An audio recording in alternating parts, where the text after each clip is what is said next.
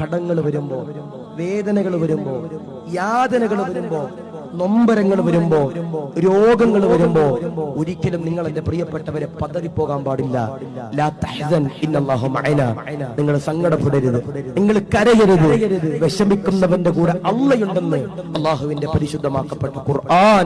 നമുക്ക് എന്റെ പ്രിയപ്പെട്ടവരെ ഒരു തുണ്ട് ഭൂമിയില്ല, നമുക്ക് ക്യാൻസറാ, നമുക്കൊരു വാഹനമില്ല, നല്ലൊരു കുടുംബ ജീവിതമില്ല, നമുക്ക് മക്കളില്ല. ആ സമയത്ത് ഒരാളുടെ മുമ്പിലും എന്റെ പ്രിയപ്പെട്ടവരെ നമ്മൾ കൈനീട്ടാൻ പാടില്ല. നമ്മൾ ദുആ ചെയ്യേണ്ടത് ഏക ഇലാഹായ റബ്ബിനോടാണ്. അങ്ങനെ ആരെങ്കിലും ഒരാൾ റബ്ബിലേക്ക് പ്രതീക്ഷ വെച്ചുകൊണ്ട് കരഞ്ഞുകൊണ്ട് ദുആ ചെയ്താൽ എഴുതി വെച്ച മോനെ, നിനക്കാണ് ജന്നാത്തുൽ ഫിർദൗസ് എന്ന ഹബീബിന മുഹമ്മദ് മുസ്തഫ സല്ലല്ലാഹു അലൈഹി വസല്ലം. അദ്ദുആഉ സിലാഹുൽ മുഅ്മിൻ.